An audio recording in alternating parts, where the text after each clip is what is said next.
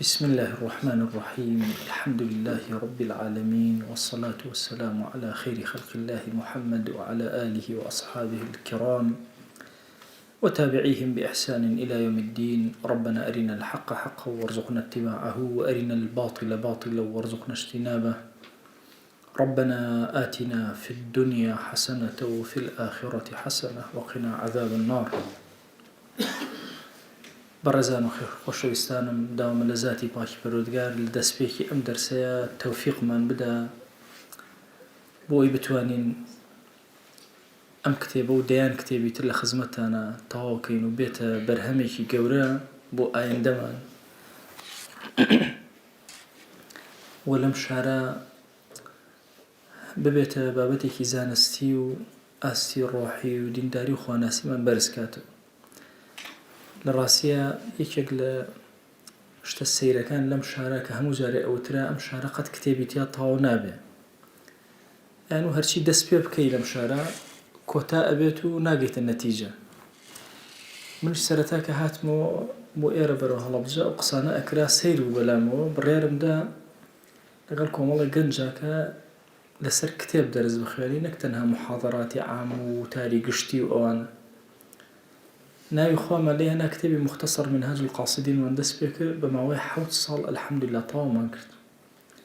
کتێبی دا و دەوای ئیبن قەییممان ڕەحمەتی خوای لێ بێ دەست پێ کرد، لە نزیکەی تەقریبەن ساڵ و نێوێک بۆ 2 ساڵ تەواومان کرد. ئێستاش کتێبی ئەذکاری ئیمامی نەوەوی لە مزگەوتی شافعی بەدەستمانەوەیە و شەوانی دووشەممان لە خزمەتی ئەبین دوای دەرسی تەفسیرەکە، و کتێبی ئەدەب الدنیا والدین لە ڕێکخراوی ژیار و کتێبی الذەریعە إلى مەکارم الشەریعە لێرە دەست پێ ئەکەین بە ئیزنی خوا.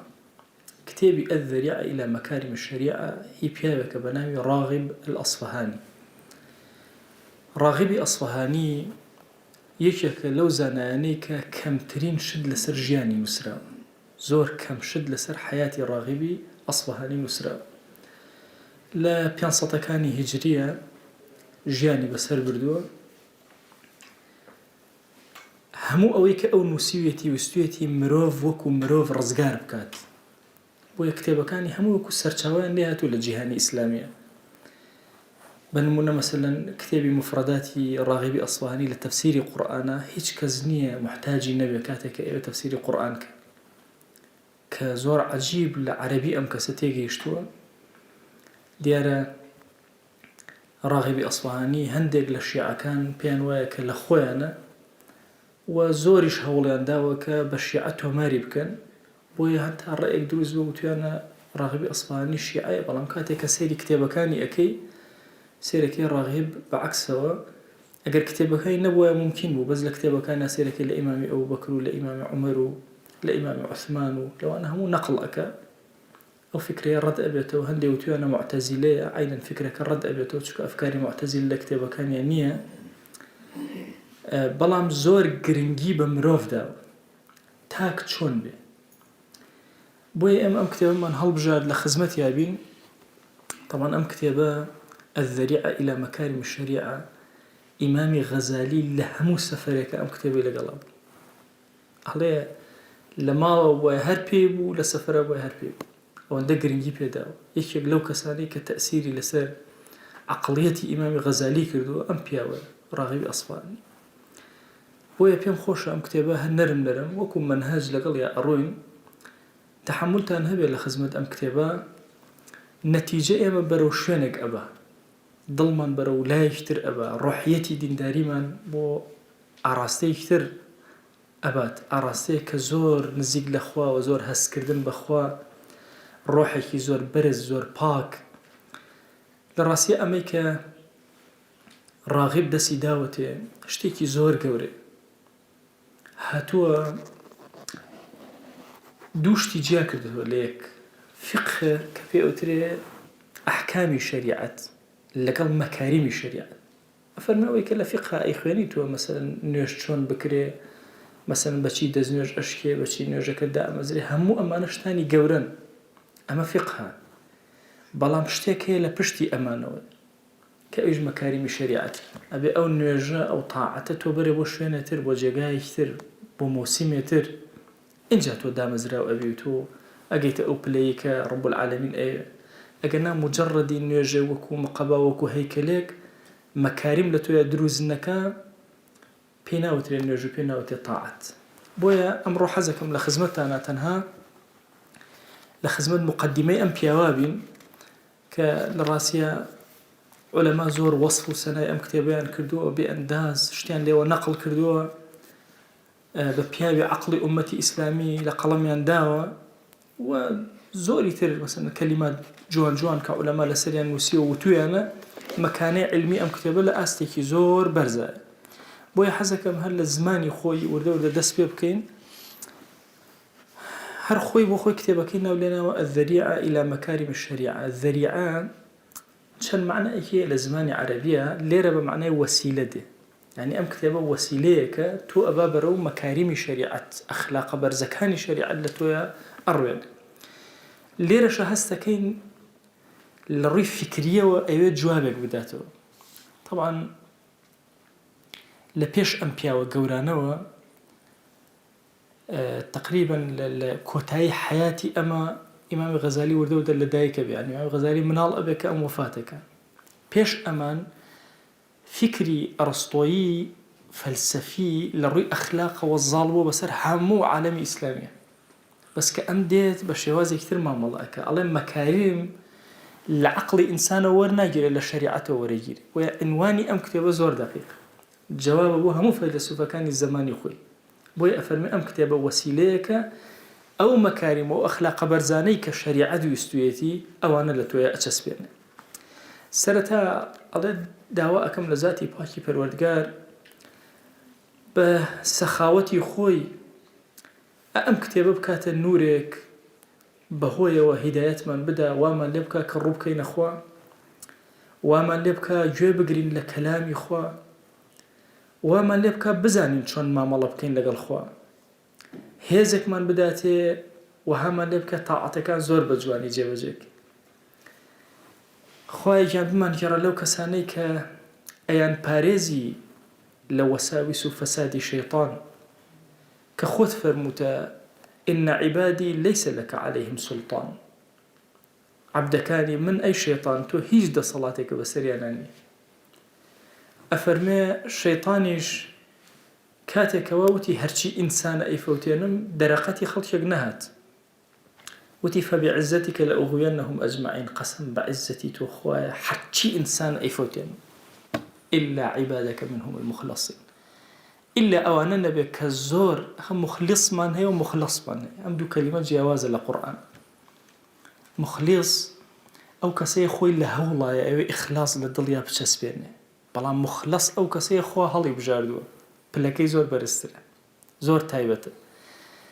ئەفەرمێ شەیطان خۆشی بۆ خۆی ئەم ئیستیسنایی کردووە، دەی خۆی بمانگێڕە لەو کەسانەی کە ئەوەندە عەبدایەتێکی جوانی تۆ ئەکەن شەیطان دەرەقەتیان نایە. لە زمانی ئەوە وەها مەشهور بووە لە دوای دوعاکردن و الحەمدولله و سەڵات و سەلام وەها مەشهور بووە ئینسان ناوی خۆی بڵێ لە کتێبەکەیە.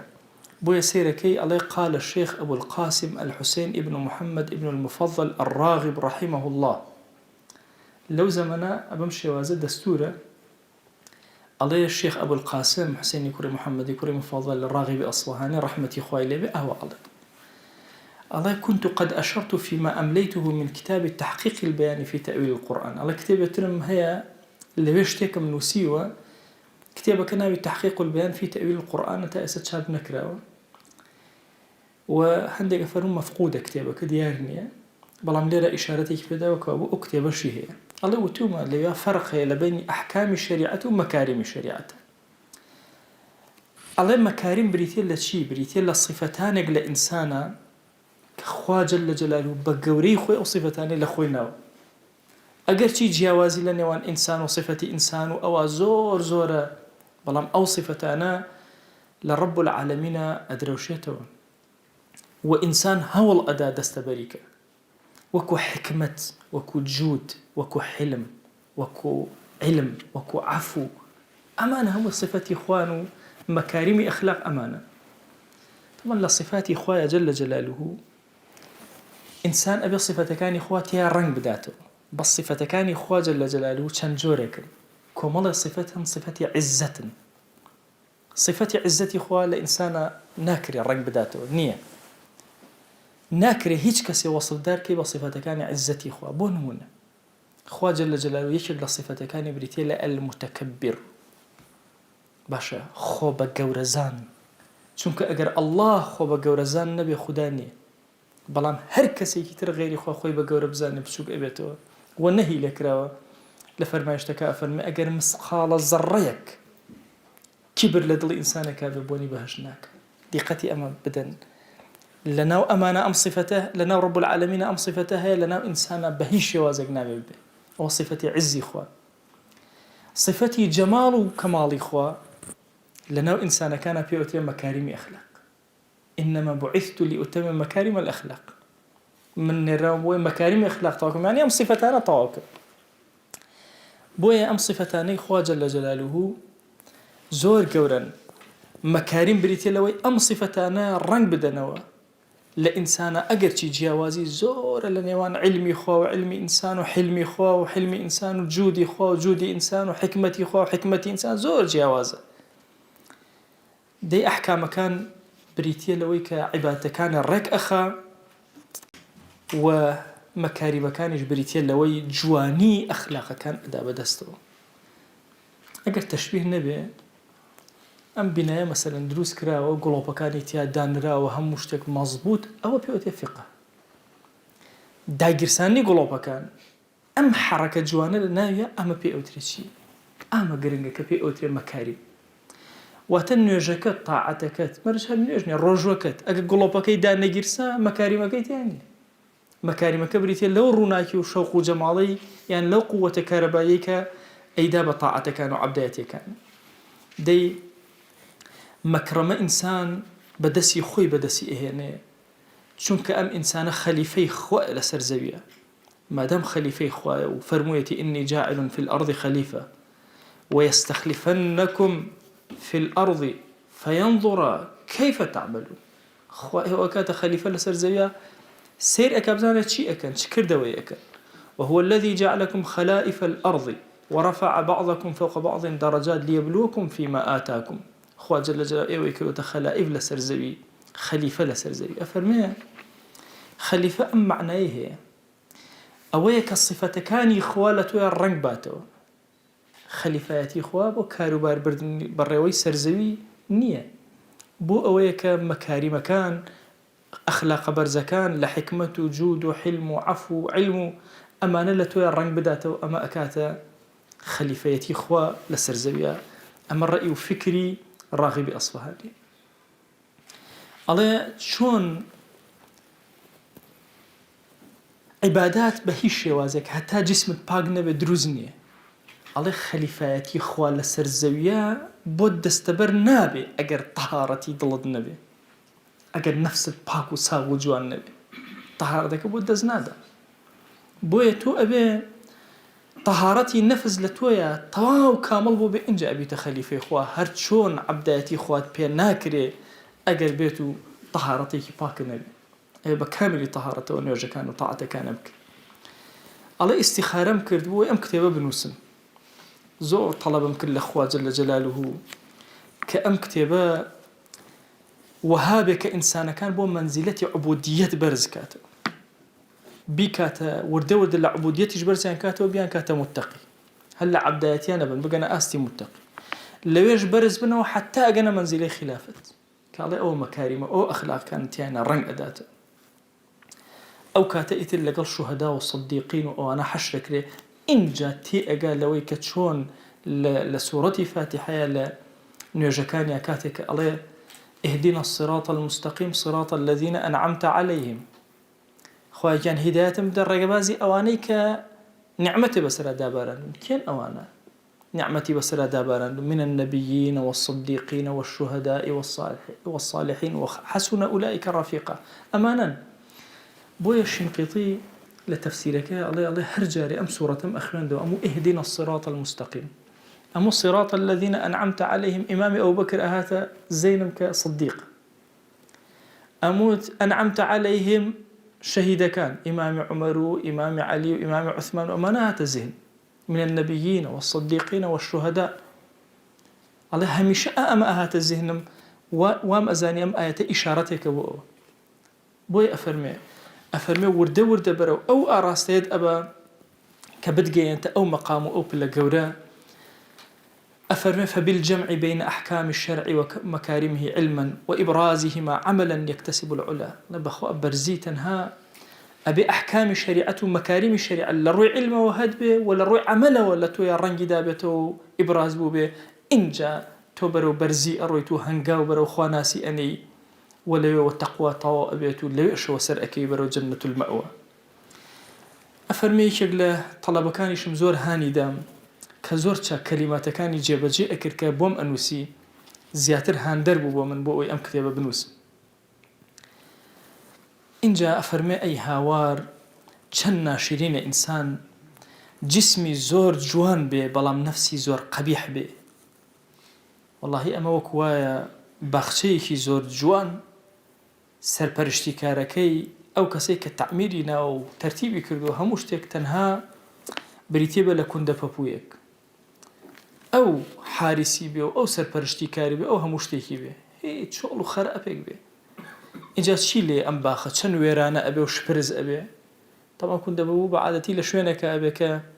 هەم ئینسانی تایە هەم ئینسانی تیان نییە دامە لە شوێنێکی وایە لە خراپێکە ئەژی ئەڵێ بزەبت ئاوایەتە پێشەوە ئەڵێ وەکو ئەو وایە یەک کۆمەڵ وشتری تازە یەک مانگ و دوو مانگ و سێ مانگ گورگێکی باشی چاکە کردووە بە حرەسیان و ئەو شوانیان بکە ئەڵێ بزەبت ئاوایەتە پێشەوە تۆ جسمێکی جوان و مڕەتەب و بەڵام لە ناخەوە پیس و ناشرین و ئەڵێ پیاوێکی حەکیم طبعاً هەندێک قسە ئەمانە کە هی ئەرسطۆیەکان نەقڵیانەکە ئەڵێ پیاوێکی حەکیم کەسێکی جاهیلی بینی جاهیلێک بوو بەڵام دەموچاوی زۆر جوان وتی فەرمووی واللهی ئەم ماڵە ماڵێکی زۆر جوانە بەڵام ئەو کەسەی کە تیا ئەدانیشتووە زۆر ڕەدیئە چونکە زۆر جاهیلە ئەوەی کە لە ناوەیە جەهلە هەمووی کەوابوو زۆری ماڵ و جوانی ماڵ و ئەمانە چی ئەکا بە ئینسان ئەو حولیانە ئەگەر خۆی پاک و ساغ و جوان نەبێ بۆیە هەندێک لە حەکیمەکان و تویانە ئەو کەسەی کە دەوڵەمەندی غەبی بێ وەکو نێریەک ئەو هایە کە ئەو با بڵێن ئەو سۆفەی کە هەیەی ئەو خوری کە هەیەی هەر هەموو دڕ و مرواری پێوە بێ فەرمویانە حەکیمێک کەسێکی بینی ئەڵێ ماڵێکی زۆر جوانی دانابوو فەرشی جوان جوان هەموو شتێکی نازار بوو لە ماڵەکە ئەڵێ بەڵام خۆی کەسێکی زۆر بێعەقڵ و مەکاریمی ئەخلاقی تیانە بوو طبعا ئەمە لە کتێبی طبی ڕۆمانیەکانە هاتووە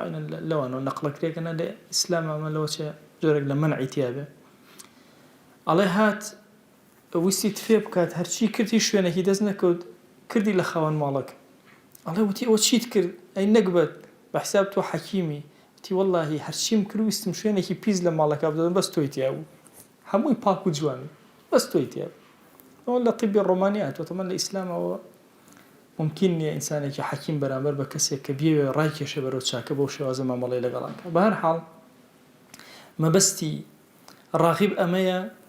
مهما كان دیکۆری نوێژ و تاعەت و عەبدەتیمان جوان بێ بەخوا ناوەتەوە نەبێ ئیسفادەیەکی لێ ناکە ئەگەر نورەکە دانەگیرسا بێ سوودێکی لێ وەرناگرین ئەفەرمێ دەی بزانە ئەی براکەم بەخوا ئەبێ هەوڵ بدەی ئەبێ عیلم وەرگری بیتە عالم کورە وەڵڵا هەر بەوە ناوەسی ئیلا بێ عەمەلی پێ بکەی ئەگەر هات و عیلمت وەرگرت و عەمەلە پێ کرد دڵنیا بە تەکون من ئەولیا ئیلا تۆ یەکێکی لە ئەولیاکانی خوا بەس عیلمت وەرگرت و عەمەلە پێ کرد تۆ یەکێکی لە ئەولیای خوا کامانە الذين لا خوف عليهم ولا هم يحزنون طبعا ئەگەر پرسیار بکرێ بڵێن خۆشبەختترین کەس لەسەر زەوی کێ یعنی من ئەگەر ئێستا ئەم پرسیارە لە جەنابتان بکەم بەڵام لەسەر زەوی کێ زۆر خۆشبەختە چیم جواب بدەنەوە کێ دۆسی بڵێن مناڵ هەچی لەسەر نییە و بەخوا زۆر خۆشبەختە یاری ئەکا و هەچی بەزمە ئەیکا تویشی لەسەر نییە خوا لۆچێ بڵێن شێت هەرچی بیرەکەینە ئەوەی کە عاقڵە و گەیشتوتە مستەوای کاتێکی نییە خۆشبەخت بڵێن ئیتر کەماڵی خۆشبەختی علەما ئەفەرمون 1 سات هەیە بۆ خۆشبەختی ئینسان زۆر خۆشبەختترین کە لەسەر زەوی ئەو کەسێ ئەم کەسێ لە سەرمەرگە پێش ئەوەی بمرێ والتفت الساق بالساق قاچەکانی جووتەکە لەگەڵ یەکترە إلى ربك يومئذ المساق إتبروا لا إخوة أروى سبحان الله لو كاتا تتنزل عليهم الملائكة ملائكة نخوار وبو سرسري سبحان الله هشتا لجيانا يا ألا خوف عليهم ولا هم يحزنون أو أولياء إخوان الرجل لم كاتا بي ألان هيج خفد نخوي هيج مراقق نخوي أقل لي زور هيج نترسي لو كبروا بيري أروي زور آرام أم كاتا خوشبخترين كاتي إنسان چونکە لە ژیانە هێشتا ماوە موژدەی بەهەشتی پێدرێ چەند ئەبێ ئەم کەسە ئارام بێ ئەبێ ئەم کەسە چەند خۆشبەخت بێ بۆی ئەفەرمێ یەکێک لە شتە جوانەکانی سەرەمەرگی ئینسان کە نیشانەی حوسنی خاتیمەیە ئەوەیە کە ئینسان لە سەرەمەرگە دەموچاوی زۆر گەشە بێت هۆکارەکەی چییە؟ ألا خوف عليهم ولا هم يحزنون چونکە لەو کاتە ئینسان زۆر غەمەخوا خەفەتە خوا ئەی هاوار چیم کرد ئەرێ بەرەو کوێ ئەڕۆم ئەبێت چۆن حسابم لەگەڵا بکرێ لەم کاتە ئەم مەلائیکەتە جوانان نەبێن ئەمە پێ بڵێن ئەبێت چەند ئارام بی شەیطان هەموو قووەتی خۆی سەرفەکە لە سەرەمەرگی ئینسانە دەی ئەفەرمێ علم وەرگرە ئەی برام عمل وەرگرە ئەی برام والله ئەبی بە یەکێک لە ئەولیاکانی خوا الذين لا خوف عليهم ولا هم يحزنون ئاگاو لە شەیطان بێ شەیطان ئەسیرت نەکە ئەغرازی دنیا و جەماڵی دنیا و زەخرەفەتەکانی دنیا نەو خەڵەتێنن نەچی بیتە ئەولیای شەیطان بە وەساویسەکانی نەترسی إنما ذلكم الشيطان يخوف أولياءه كل الشيطان شو نتواني إيمان دار بترسين أو الشيطان أولياء كان يخوي أواني شوين يكون أيان ترسين أقلنا إيمان داران كأولياء إخوان بهيش يوازك ترسيان نية بلكو لسر مرقا خوشترين ساتا كان ينهي دي بزانك أقل إنسانك خاون عقل به ئەم خاوەن عەقڵە نەتوانێ عەقڵەکەی خۆی خەرج بکات و سەرف بکات لە پێناوی گەورەی خۆیە و مەکاریمی ئەخلاق و بەرزی ئەخلاقە والله هەندێک جار لەوە ئەچێ بڵێن وەکو بەهیمە و ئاژەڵەکان ئاوهایە ناتوانین پێ بڵێ ئینسان دەی ئەگەر هەوڵ بدا ئەکرێ ئینسان لە ئینسانیەتەوە بەعەکسەوە بەرەو مەلەکیەت بڕوە بۆی ئەفەرمێ چی ئەم ئەفەرمێ بزانە والله زۆر قەبیحە ئەگەر کەسێک خاوەن عەقڵ بێ ئەگەر بەهیمەی ئاژەڵە بێنی خاوەن عەقڵ بێ ئەوێ بێتە ئینسان ئەگەر ئینسانی خاوەن عەقڵ بێت بەرەو مەلەکیەت بڕوە بێتە مەلائیکە ئەفەرمێ دەی ئینسان چۆن ئەبێ ڕازی بێ بە شتێکی کەم کە لە ماڵەکەی هەڵی ئەگرێت و ئەشزانێ خەسارە بێ کێمان هەیە تەماتە لە ماڵەوە خەزنکە پێ خەزن ناکرێت چکە زانێ خەسارە بێ لە فیقیشە ئەفەرمێ ئەگەر شتێکە دۆزیەوە خەسار بوو ناتوانانی هەڵیگری بۆ نمونە تۆ لەو کۆڵانانە هەندێک گۆشتە دۆزیەوە نابێ هەڵیگری لە شەرع ئەبێ بەکاری بێنی واجبە لەسەرێ بەکاری بێنی بۆ چکە خەسارە بێ چی لێەکەی ئەبێ یەکسەر بەکاری بێنی ئەفەرمێ دەی وەرە کەسێک ئەم شتە کەم بەهایانە بێ بهێڵێتەوە لە لای خۆی و هەتا وردەوە تەوان بۆ گەنیشەکە ئەوەی موشکیلەیەکە ئێهێڵیتەوە بێ ئەمە ئیدیخارکە ئەو ئیدیخارە هەتایی لای خوا لە یاد کات و لە بیری نەبێ بۆی ئەفەرمێ زۆر ئاگاد لێبێ بەخوا عیب لەوە عیبتر نییە ئینسان توانە و هیمەتی هەبێ خوا هێزی دابێتە بۆ شتی گەورە بێ بە شتی بچووک ڕازی ئەوە هیمەتی گەورەکان نییە بە شتی بچووک ڕازی متەنەبی قسەیەکی هەیە ئەڵێ ويعظم في عين الصغير الصغائر ويصغر في عين الكبير الكبائر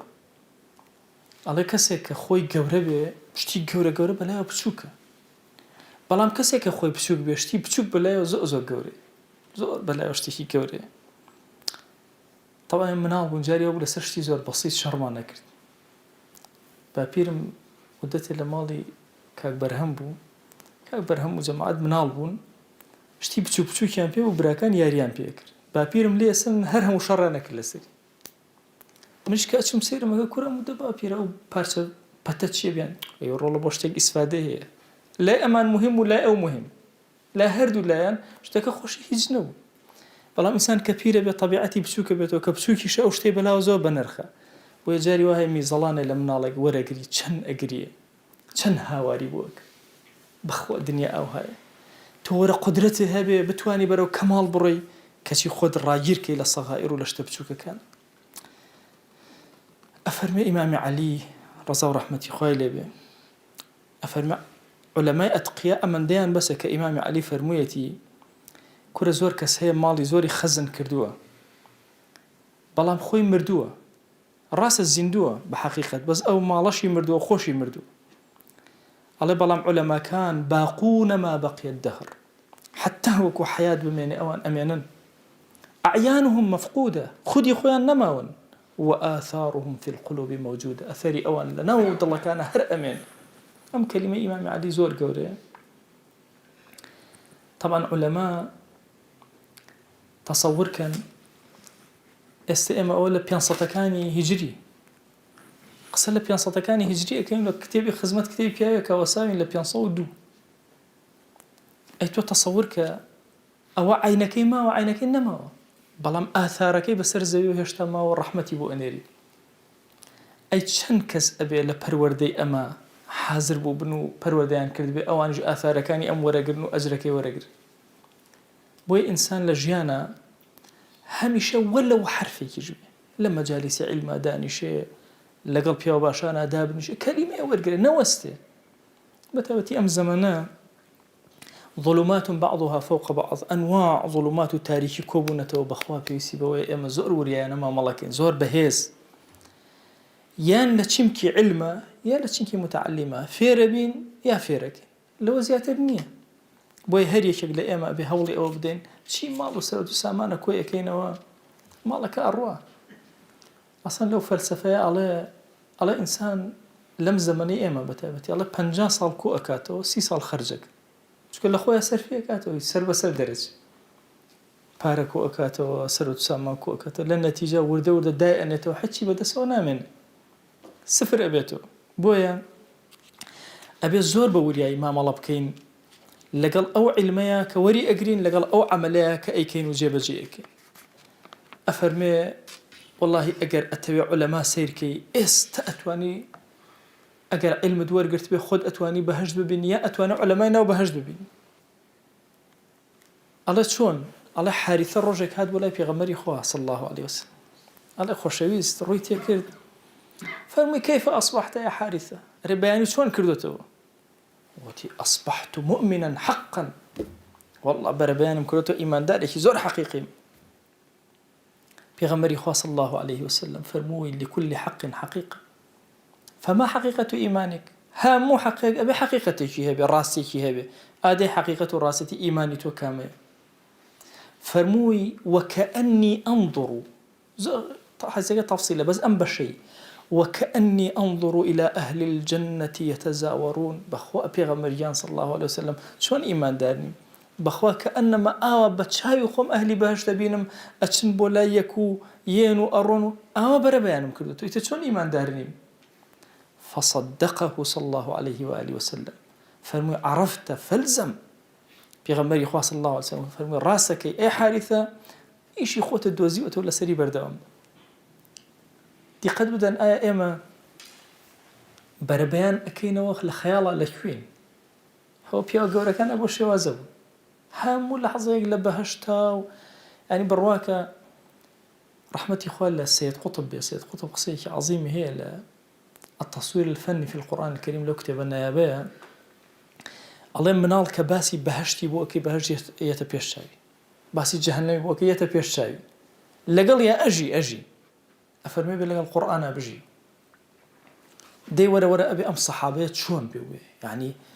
كأني أنظر إلى أهل الجنة يتزاورون فيما بينهم بخوا كأنما من بهشت أهلي بهشت بينهم أو السردان يكتر أكنيان وأرون ئاوا بەرە بەیانم کردوتەوە ئەی پێغەمبەری خوا صلی الله عليه وسلم ئەمە ئەو حەقیقەتەیە کە ئەمانەی ئێمە پێی بگەین لە ڕێ ئەم کتێبەوە بەرەو ئەو دەروازە گەورە بڕۆین. دەی ئاگات لێبێ ئەو شتانەی کە هێنە ڕێت ڕاد نەگرن ئەوانەی کە سەبیلی خوا دائەخەن تۆ ڕانەگرن زۆرن ئەوانەی کە ئەنوێ ڕێگەی خوار و خێچکەنەوە وریابە تۆ بڕۆ لەسەر کاروباری خۆت ما كانوا يستطيعون السمع وما كانوا يبصرون نترسي لوانا أو نأتوانا بساب ونأتوانا بناب ذمي كردون خواي قورة فرميتي أولئك الذين خسروا أنفسهم كر أم نفس جواني خوان بخسار ده أم نفس جواني خوان بخسار ده بل أم نفس جواني خوان بخسار ده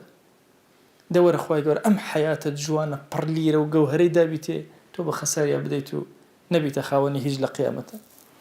مثل الفريقين كالأعمى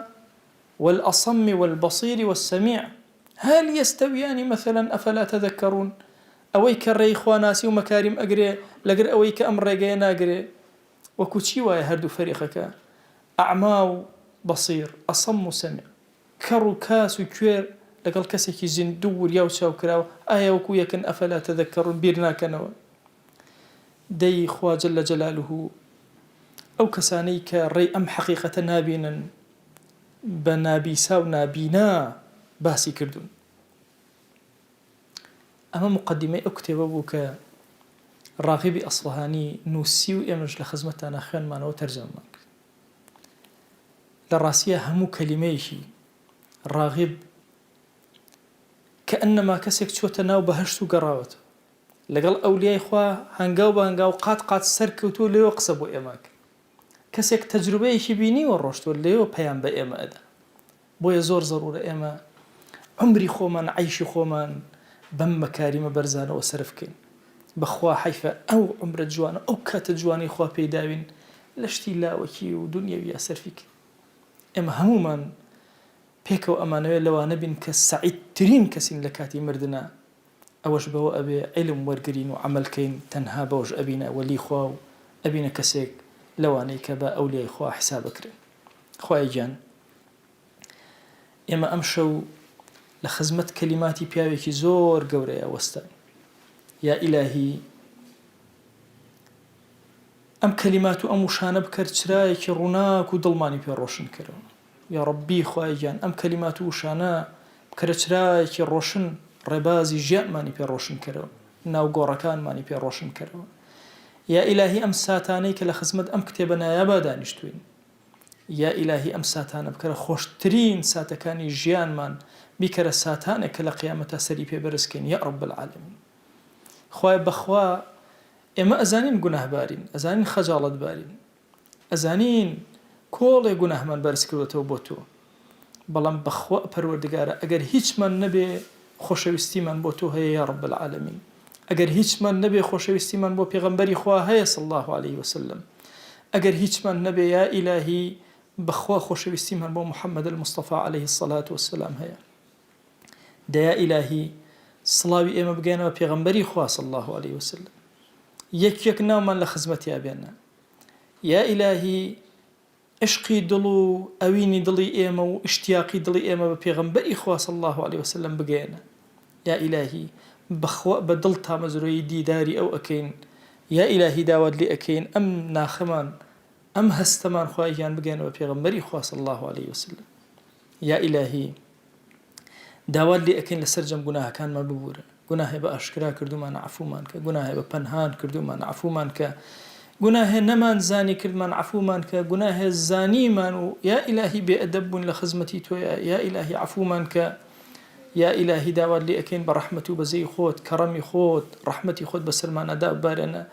أم درسانا من لقبولك يا رب العالمين بركة بسر كارباري أمر خراو بارنا يا رب العالمين خواهي جان داوال لي أكين بناوي جوانا بصفتي برزة باسمي عظمت إما تنها لبرخاتي توكو وينوا تو قوري خوت تو خوت ظلمان راكش أبولاي خوت تو خوت يا إلهي بما يرى لو عبداني كليان راضي أبي ولمن راضي آمين آمين والحمد لله رب العالمين وصلى الله على سيدنا محمد وعلى آله وصحبه وسلم تسليما كثيرا أبدا إلى يوم الدين خواهي قول لك قناهي مني شوية وجبوري خواهي قول لك من قبولك موفق بني يا ربي وهم بني أكتاني أخوة بخير